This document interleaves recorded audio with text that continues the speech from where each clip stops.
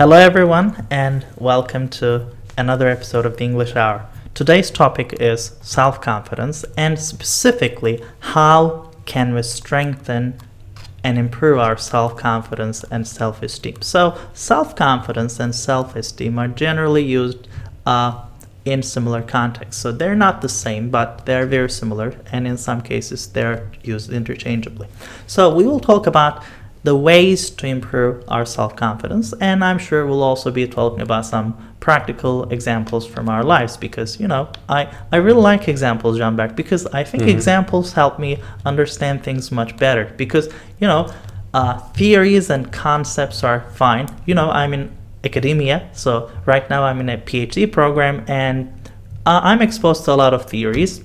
Theories are useful ways to abstract knowledge, a broad knowledge base, but then I think sometimes a single example can say a lot more than a theory. So I guess including examples, relevant examples from our personal and professional lives will definitely help. What do you think?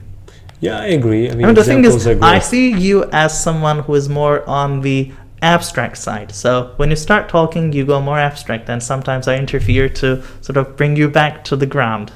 Yeah, I sense that. Yeah. Yeah. Well, I mean, I get that feeling. Sure. Of course, I can let you go free, but then I feel that a lot of listeners might sort of might not relate to sort of core abstract concepts. So I feel the urge to sort of bring things down a little bit. Yeah, I know, no problem.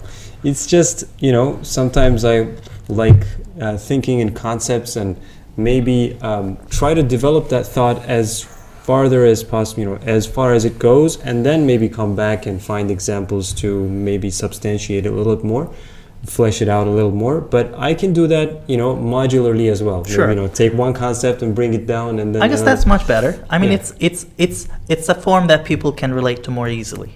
I agree. Yeah, no problem. Okay, well, let's get started with the question. So, the question itself is interesting. So, how can we strengthen or improve our self-confidence? So, if you're asking that question, then that means you value the concept of self-confidence and self-esteem, right? So, that means those are valuable skills or traits to have, right? Yeah. I guess most people would agree. So, you wouldn't say having self-confidence is bad or having self-esteem is bad. Maybe above a certain level, it can lead to problems because you might look arrogant and stuff. But generally, these are positive terms. They have positive connotations. Would you agree? I agree. There are two things that spring to my mind. The first one is I would like to make a distinction between self-confidence and self-esteem. I think it's important to orient our discussion more effectively.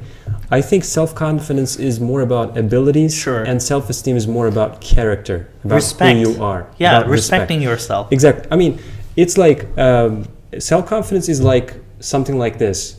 The premise behind self-confidence is I can do this. Yeah. That's the idea. And, self-esteem is more like I respect who I am. Sure. I am who I am and I respect who I am.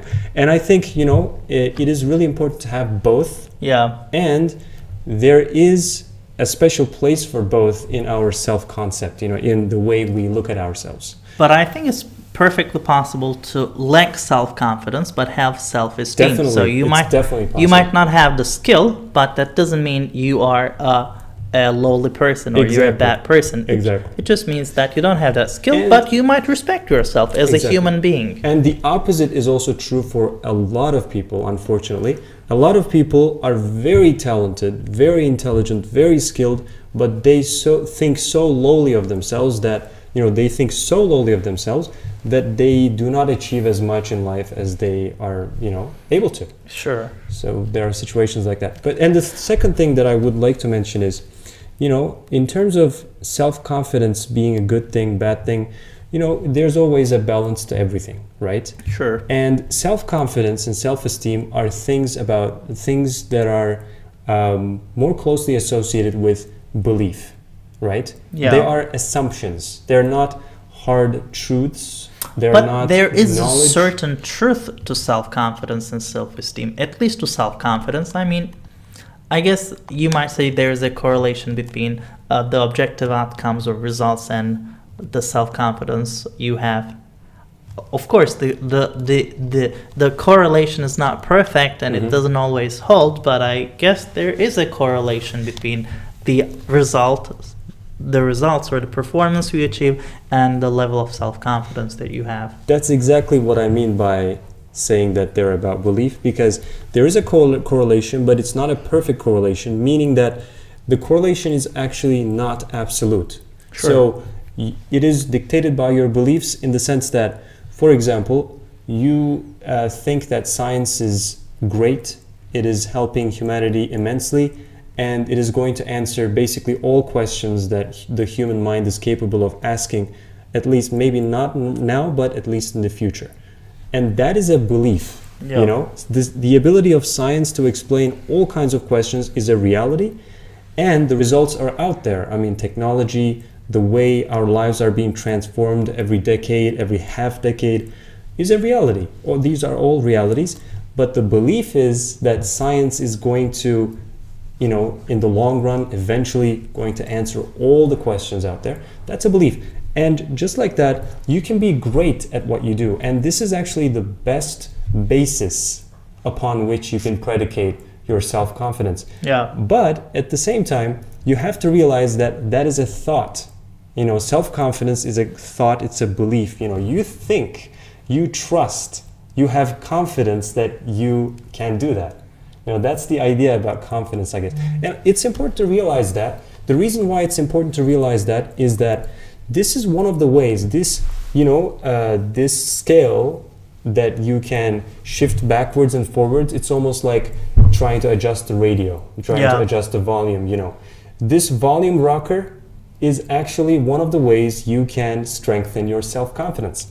If you understand that this is actually a belief, then you can work on your ability to believe in your skills more. Sure. And this is actually not directly related with your skill level, because for some people their skill level is much higher, but the comparisons that they draw with people around themselves, maybe in their immediate vicinity, do not always result in positive outcomes for themselves, and they think that maybe they have low skills, but they have immense skills that can be really useful in other contexts, and they don't realize that, and they have to first be knowledgeable about those other contexts, aware of those contexts, and secondly, they have to change the way they believe about themselves. Sure. So that's the reason why I'm saying that that's... I've got a very interesting example relating to what you've just said. So, for example, imagine you're taking the Math 101 class at Boğaziçi with the computer engineering, industrial engineering. I think the ones in electrical engineering are sort of crazy ones, right? So imagine taking that class with the top of the top students. Yeah, crème de la crème. And the thing is, your grade is based on the curve, right? Mm-hmm. And you might do okay, but if the rest of the class is doing much better, like your performance is great, but if you're doing much better, you'll fail that class. That's right. And that's very interesting. That's a good example. In that case, you might feel like a failure, but if we take that student and put that student in a different school, in a different class, maybe that student will come out at the top of the class. Yeah, maybe they will pass with flying colors, yeah. Yeah, so that's very interesting. So that's interesting. The context really matters. Context matters, exactly. For example, I remember my days at Boğaziçi, like in the translation department. So, like, for example, when I came to Boğaziçi for the first time, so, like, I was in Trabzon when the university entrance exams results were announced, and, like, that's where you took the exam too. Yeah, sure. So that was my hometown, and I had some of the highest grades in the city, and I was basically a celebrity for a couple months. It felt great. So, you know, the best kid in the town and with the highest grades. And then I came to Boğaziçi, and I was like, okay, the guy next to me scored higher than I did, but the guy next to me scored a little less than I did. We're all in the top percentile. And I felt like, I didn't feel indifferent. So it was just like a group of smart kids. And so I think it helped me ground my self-confidence in that regard. So if I were to continue to stay in Trabzon, I would feel an inflated sense of self-confidence, you know, A due to the misleading environment. sense of- Yeah, it was a misleading and inflated sense of self-confidence. But when you're put into the same environment with peers that have similar skill sets, similar capabilities, then it helps you to ground your skills or ground your beliefs about your confidence. But it might also have some drawbacks. For example, again, it might cause you to underestimate your confidence and your skills. For example, if you are with some brilliant, some other brilliant students, you might take a lot of things for granted, right? Like people read things, people understand things, people do useful presentations and stuff.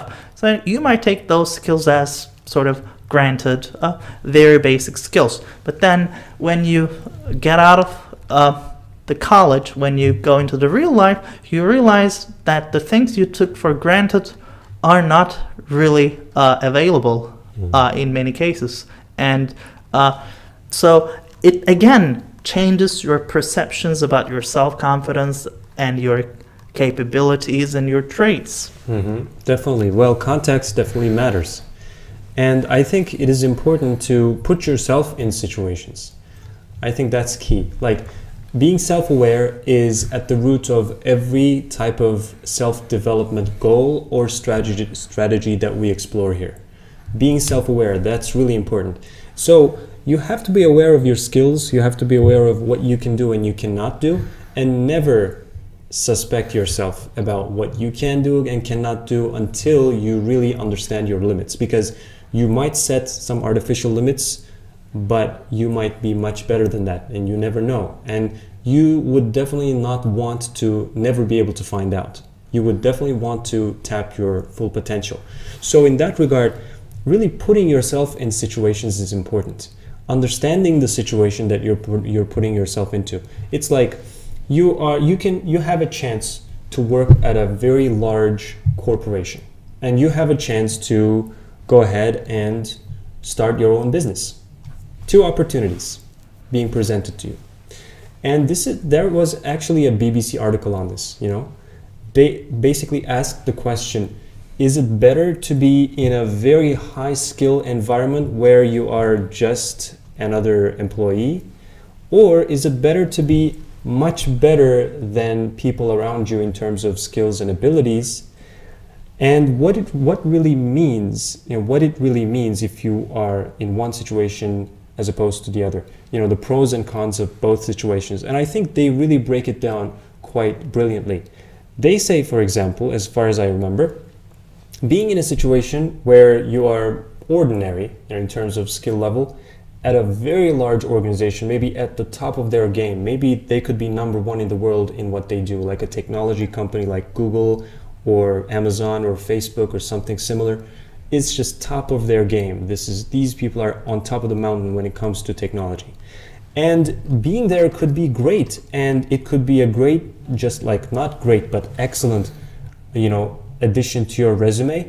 And it bodes great for the future as well. Like once you're into Google, I mean, even if you're fired, you're going to be able to find all kinds of jobs because you were once at Google. Yeah. So that's great. But what the problem is, you might not be able to present your unique contributions. You might be doing some things great, but other people around you are doing the same things maybe just as well, if not better. So you cannot really bring your creative self, creative side more to the front. And on the other, you know, side of the spectrum, if you're in a company that is smaller, or if you're maybe starting your own business where you are clearly the better person, you know, best in, you know, among your peers, that is great in terms of being, you know, able to do a lot of things that you want to try out, having a lot of self-confidence, branching out. And at the same time, it could be bad because you don't have the competition that's going to eventually make you better.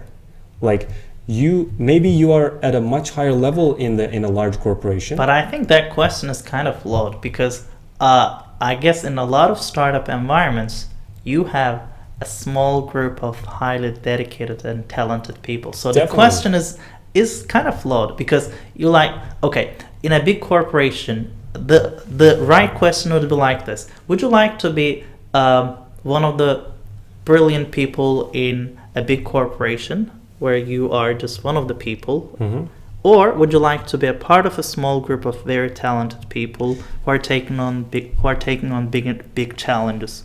I guess that would be a more fitting comparison, because the thing is, if you're not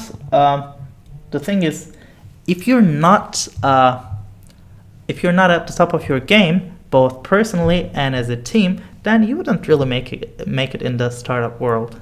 Yeah, you would, but there could be some incentives. For example, Sure.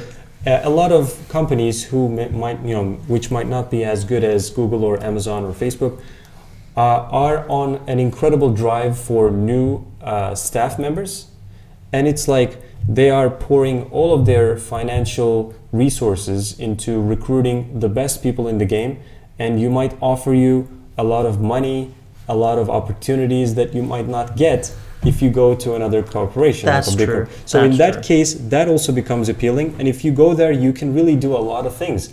Or you might even save up some, and then in the future you might invest in a project that's going to change the world. And in that sense, that could be even a better proposition. You really don't know. But I think even asking the question and exploring the possibilities, I think that's the fun part. Yeah. That's the part that really gets your mind thinking. So in that sense, maybe you would have more self-confidence in an environment where you're not, where you're the best at what you do. But at the same time, that self-confidence could be the kind of confidence that you talked about maybe like 5 minutes ago, which is like a misleading self-confidence, maybe an inflated sense of self-confidence. That's true. Because you don't really have competition, and when you don't have we all know what happens when you don't have competition. You start to rust. Exactly. You become complacent. You start resting on your laurels. You think that the world is fine as it is, and you don't make progress. So it's like there's a lot of things to be thinking about when you think about self-confidence. But maybe the thing is, maybe you don't need that much self-confidence. Well, but I have an objection here. So the thing is, I guess it's easier to sort of contract those types of feelings in a bigger environment, in a more gigantic firm company, because there's less supervision. Since they are well established, they are not really running to get things done, and I think there is more room for complacency in a bigger company environment.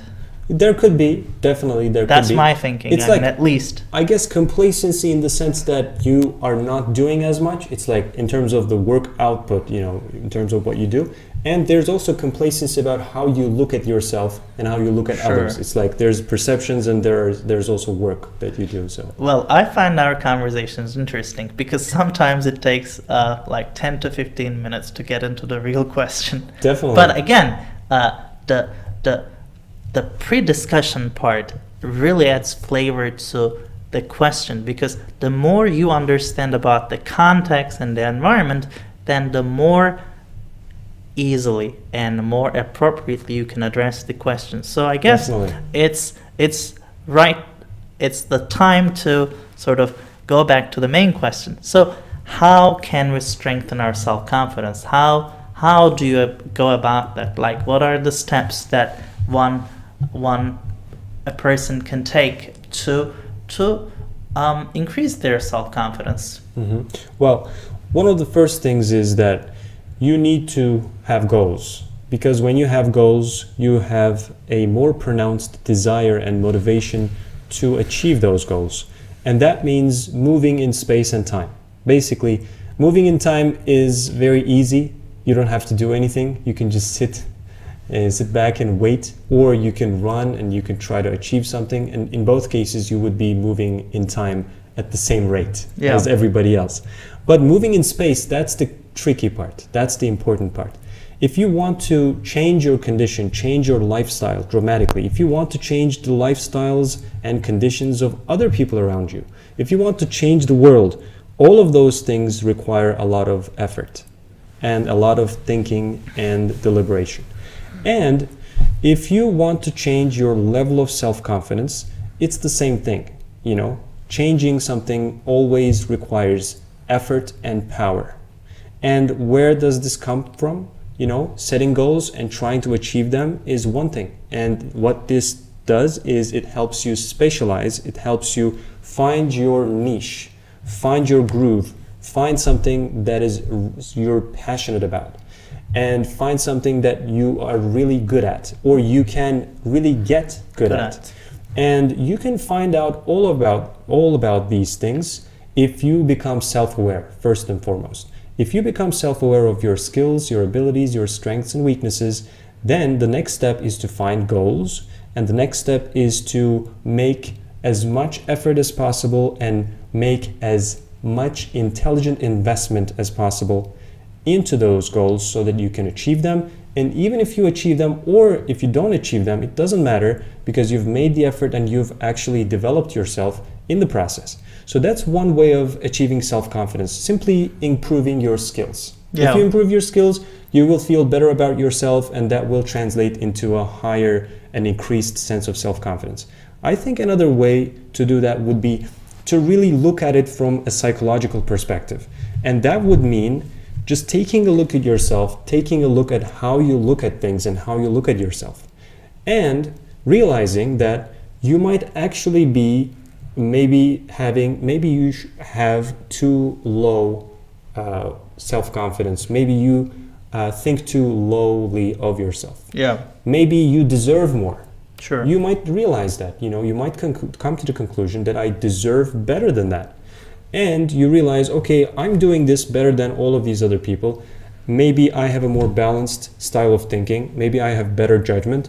Maybe I am better with my motor skills and stuff like that. You can find out about all of those things. And then you can think to yourself, okay, I need to have higher self-confidence. So find ways of believing in yourself, right? I think that could be another way of, maybe like a more psychologically oriented way, but definitely not out of touch with reality. That's the one that we don't want. Because if we get that kind of self-confidence where it is really not based, not grounded in reality, then it crumbles. Exactly. It crumbles easily, that's first. And if it doesn't crumble, that's even a bigger problem. Because if it doesn't crumble, and if you keep trusting yourself, trusting your instincts, when you're making all of these mistakes one by one in rapid fire succession, you will end up crashing somewhere. You will crash you will steer your ship towards the, huge icebergs, and then you will hit one of them, and that will be a huge problem. That's true. So I think I've got a shortcut to self-confidence. So this again relates to human psychology, and it's very simple, but it requires specializing in a certain field or focusing on a specific skill or area. So it's very common for people to transfer their feelings from one domain to the other, or it's very common for people, external people outside, to consider our strengths in one area and think that will be good in other areas as well. So for example, if you are really good at a certain sport, then it will improve your self-confidence, not only in sports, but overall in different areas of your life. So you don't have to increase your self-confidence skills in every field of your life to gain increased self-confidence. So if you are a great athlete, then it will definitely improve your self-confidence in your field, but also in your social interactions with other people, or in your daily and professional life as well. If you are a good writer, it will have its impact on different layers of your life. So instead of trying to do everything and trying to be perfect and feeling confident, you can just focus on something that you are passionate about, that you can achieve, and spend a lot of time perfecting your craft, and that will both increase your self-confidence in that field and in other fields as well. And people will also feel that way. Generally, for example, that's very common in Turkish TV. I don't know if you've seen that, but for example, a person is a professor of education or something. He talks about education policies, and then the next day you might see that person being interviewed about the economic policies of Turkey. So that happens a lot. Or, for example, you're a doctor, maybe you're an eye doctor or dentist or something, but then people might come to you and ask about, I don't know, like my arm hurts, what should I do? It's not your area of expertise, but those people believe in you, and they believe that you have the skills in other areas as well. So the skills and performance in one area generally are transferred to others, at least psychologically, but in some cases more concretely.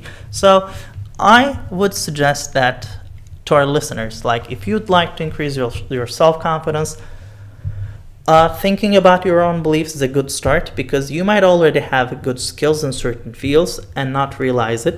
But if not, find something you're passionate about. For example, okay, at the beginning of this conversation, I told that we could give personal examples. Okay, here I go. For example, personally, I might not be great at everything, and I know that I'm not great at everything. There are a lot of things that I fail miserably. So I'm not a great dancer. I'm not really good with playing instruments. So they're not my strong skills. But I mean, personally, from a very young age, I've had a love for languages, like thinking about languages and stuff. And I've been honing that skill for over 20-something years. And it's been a very rewarding journey. And it has helped me increase my self-confidence a lot, because I feel very confident in my own field, and I feel very confident in related fields. So like I started out with language and linguistics, then I branched out to computer science and then cognitive science, then some psychology and philosophy, and now I am like sort of improving my background in educational sciences and learning sciences. So I have the central base, my stronghold, and then I'm trying to branch out. Probably I'm beyond the trying stage. I branch out to a lot of neighboring areas, and it has really improved my self-confidence in a lot of areas. So when I feel good at my craft, then that self-confidence also reflects in other areas of my life, like if I'm in the supermarket, if I'm talking to someone, because it reflects. I don't know if you have that feeling, because if you are good at your craft, it somehow exudes. You exude an air of confidence. That's right, you do, yeah. Definitely. In everything you touch, you feel more adept. Yeah. It's like having a deft touch, you know. I'm going to do this, and I'm going to do it in a very balanced and effective way. I think we can also talk about another aspect of this, which is another psychological aspect. Yeah. As you know, people put a lot of stock in skills and abilities. They have a humanizing effect. If you think about the tragedy in Syria, for example, sometimes there are events, situations that happen there that grab the attention of the international arena, and all of the national and international news organizations focus on that, and it becomes a sensation, basically a global sensation. There are some cases where it's a human story, and there are some cases where it is about a skill or a talent that a person has that really endears that person to everybody who's listening to or reading that story. And what I mean is, as you just said, if you have something that you're really good at, that gives you self-confidence. And at the same time, interestingly, and I think they are correlated in the human mind, in the context of the human mind. If a person who's seemingly deprived financially, socially, maybe in other aspects, has a very beautiful skill, has a very good skill, maybe a great athlete, maybe a great artist, maybe has great potential, maybe maybe genius level intelligence, that type of thing, immediately that person is singled out in your mind and in the minds of everybody else, and that person becomes more of a human, more relatable, more endearing to you than everybody else. That's Sure. very interesting, right? It is. And that's where actually news people get their stories from. That's what a human interest story is. That's part of the job. It's not the entire thing. It's not the whole thing, but that's definitely part of the job. And whenever that happens, actually your level of sympathy for that person increases. And that's strange, right? You have more sympathy for people who have skills, who have talents. Maybe you subconsciously or maybe even consciously think to yourself that that person doesn't deserve what happened to them because they have all of these skills and abilities. It's so strange, right? Yeah. That happens. It feels almost unjust in a sense. Yeah. It's like it's almost unfair because all of the other people who may lack that type of skill are also human beings and they experience the same emotions, but we feel more sympathy for this person because they have a skill. So it's like having a skill or feeling that you're good at something actually transforms very easily, lends itself very easily to having high self-confidence. So I think we need to, first of all, acknowledge that. And I think your examples have really helped us, clarify that, crystallize that in our minds. And another thing that I want to touch upon very briefly is some experts suggest that faking self-confidence could be a gateway to having self-confidence. There's a phrase, fake it till you make it. Exactly. And I think with self-confidence, there seems to be some truth to that, some substance to that suggestion, because I think there are studies being done about this, and it seems like people, even by taking a physical stand that expresses self-confidence, like standing straight, or maybe like opening your legs, like maybe standing taller, like this star stance that they talk about, that politicians like to do. Taking that pose, even just taking that pose, can improve your self-confidence, your thinking about your abilities, your understanding, your interpretation of what you can do and what you cannot do, can be affected by something as simple as just changing your posture, basically. Yeah. So I think there's a lot of hacking that needs to be done about this, like human mind hacking that needs to be done. I think it is important to be aware of such methods and strategies as well, because you can really broaden your horizons, right? Sure. You can really fake it and, make improvements. But there has to be some concrete background as well. Definitely. So you can fake it, but at some point you'll have to back it up. Back it up with something, yeah. Definitely. When the chips fall, you have to really be able to bring something to the table. That is true. Well, this brings us to the end of our discussion. So we talked about self-confidence, we talked about self-esteem, and we talked about how specializing in a certain area, in an area that you're passionate about, can help you foster your self-confidence, not only in that area, but also in related areas or in non-related areas as well. And John Berg talked about faking as a way of increasing self-confidence, and it really seems to work. So your posture and your way of talking and even the things you wear can have an impact on your self-confidence. So it's important to realize that there are a multitude of factors that play into this discussion, and the more aware you are of those factors, the more you can harness them to gain the results you want. And I hope this conversation will help you become more self-confident. Yep. Okay, we'll see you in the next episode, and bye-bye. Bye-bye.